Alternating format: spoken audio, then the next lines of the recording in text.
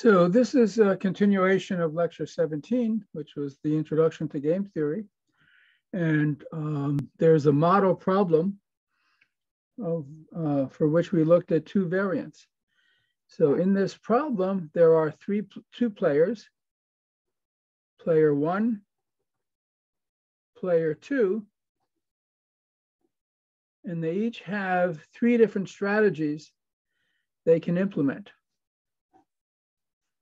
1, 2, 3, 1, 2, 3. And this is the payoff table.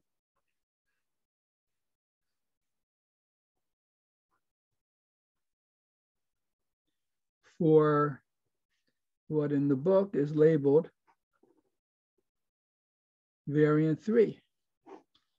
So you remember in variant 1,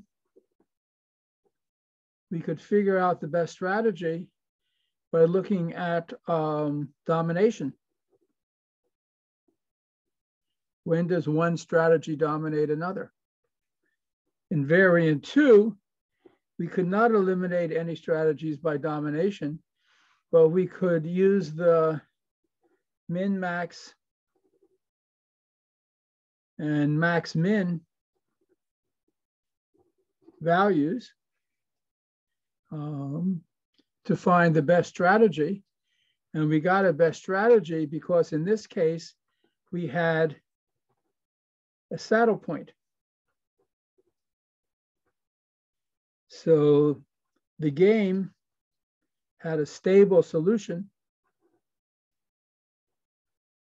also called an equilibrium solution. So those were the first two variants of this game. In variant 3, we'll see something different. So you recall in the payoff table, in each entry, this is a 3x3 table or 3x3 matrix. If player 1 chooses a particular strategy and player 2 chooses a particular strategy, we put in the payoff. The payoff is always the payoff to player 1. And this is a two-player game, there are two players, and it's zero sum. So whatever player 1 wins, player 2 loses. So for example, if player 1 exercises strategy 1, the payoff to him is 0 if player 2 does strategy 1, minus 2, that means player 1 loses to whatever, if player 2 chooses strategy 2. If player 2 chooses strategy 3 and player 1 chooses strategy 1, player 1 wins $2. So these numbers mean in this case, neither player 1 nor player 2 wins anything, they break even. In this case, player 1 loses $2. That means player 2 wins $2. If in this case, player 1 wins $2, and therefore player 2 loses $2. And the rest of the table looks like this. 2, 3, minus 4. And we assume that both players are rational. They reason clearly, and they're both intent on winning. There's no charity in this game. Each player tries to win as much as possible or to lose as little as possible if it's not possible to win. There's no charity in this game, and there's no risk-taking. Okay, so the first thing to look at is to see whether, for example, for player 1, any strategy dominates another. So we recall we say one strategy dominates another if for every choice of the opponent's strategies, player 1 gets more with the dominant strategy over the subservient strategy. So for example, if you compare strategies 1 and 2 for player 1, in one case, player 1 comes out 5-0 ahead, but in this case, loses 3 compared to winning 2. So strategy 2 doesn't dominate strategy 1. And similarly, strategy 1 doesn't dominate strategy 2, because in this case, strategy 1 does better than strategy 2, but in this case, strategy 1 does worse than strategy 2. And similarly, you compare 1 with 3, 2 with 1, 2 with 3, 3 with 1, 3 with 2. And you'll see in all those cases, no one strategy dominates another.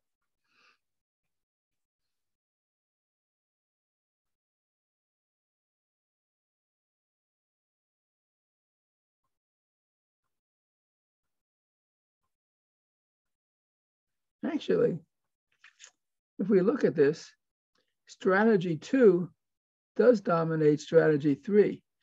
5 versus 2, 4 versus 3, losing 3 versus losing 4. Oh, that's interesting. So that's worth noting. But I want to look at the min-max strategies in this case.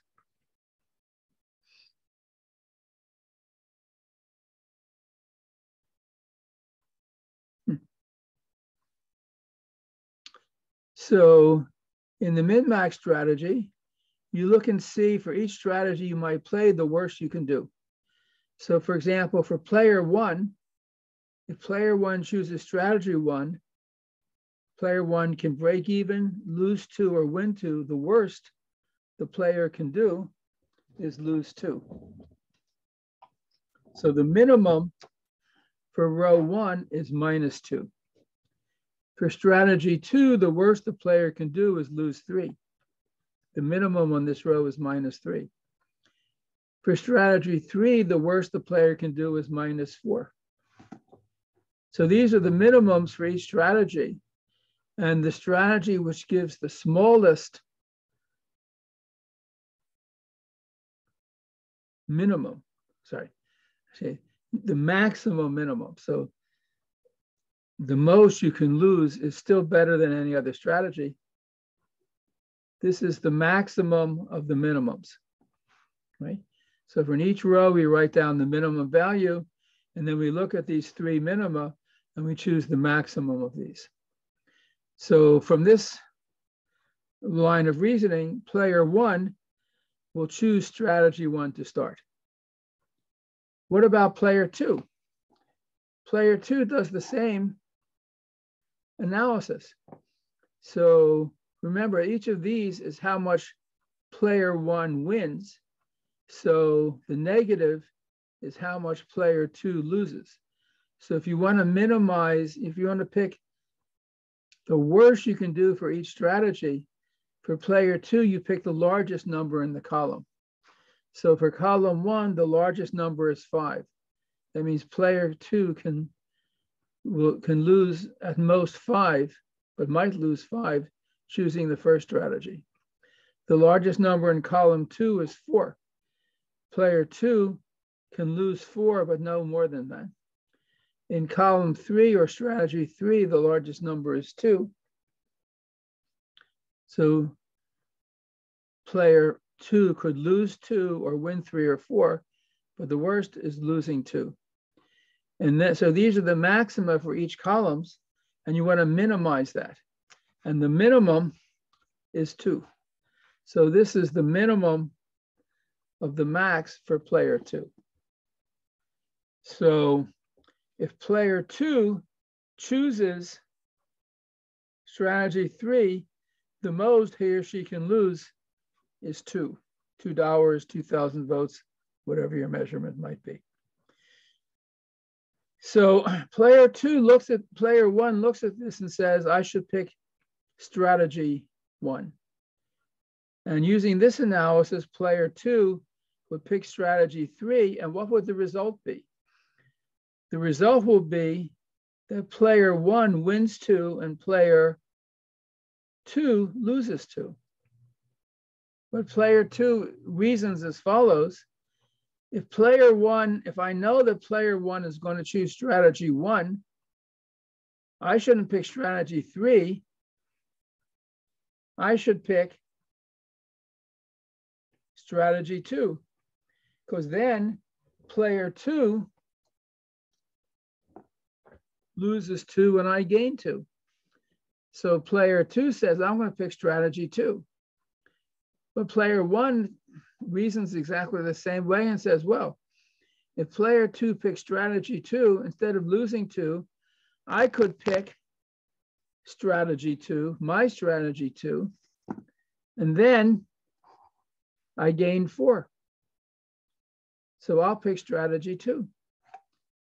But then player two says, wait a minute, if player one picks strategy two, instead of losing 4, if I pick strategy 3, I'll gain 1. But then player 1 says, if player 3 picks strategy 3, I should pick strategy 2, strategy 1, and then I'll win 2, and we're back where we started. So as each player tries to reason what to do, they get nowhere. You get this loop. There's no strategy that anyone settles on. If player 1 picks 2, player 2 picks 2, player 2 picks 2, player 1 picks 2, player 1 picks 2, player 2 picks 3, player 2 picks 3, player 1 picks 1, and so on. So this game is unstable. There's no solution that both players will settle on.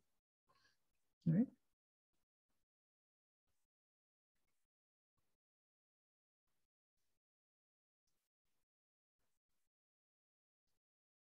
One of the reasons is that this number isn't 0. It's a saddle point would have a 0 there, and it doesn't have a 0. There's no saddle point. So there's no strategy that we can come up with. So the only thing we can do in this case is introduce chance, or some degree of randomness,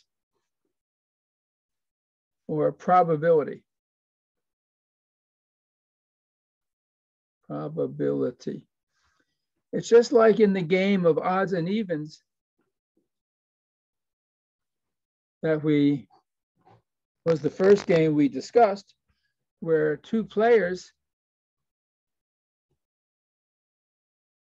put out a finger, 1 or 2, and if both players have the same number of fingers, player 1 wins. And if they have different numbers of fingers, player 2 wins. So the payoff table is for player 1,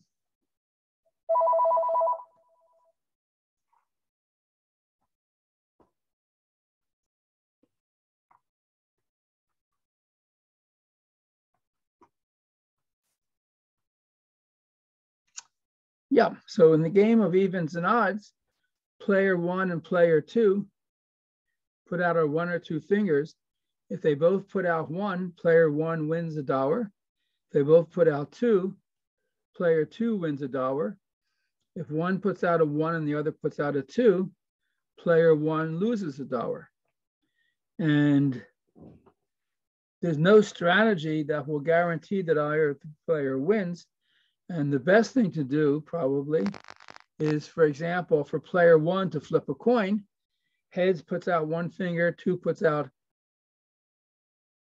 tails puts out 2 fingers, and maybe player 2 does the same thing.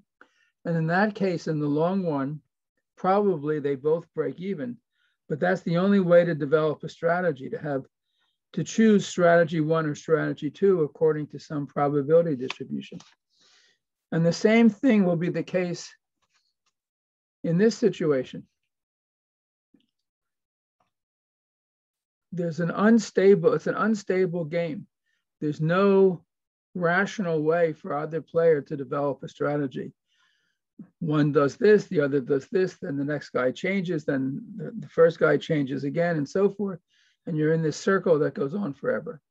So to analyze a game like this, we need to introduce some probabilities. There'll be a certain probability that player 1 chooses strategies 1, 2, or 3, and there'll be a certain probabilities that player 2 chooses strategies 1, 2, or 3. So that's the idea, and I wanted to make sure I introduce this because in the next lecture, I'm going to talk about probability, what are called games with mixed strategies.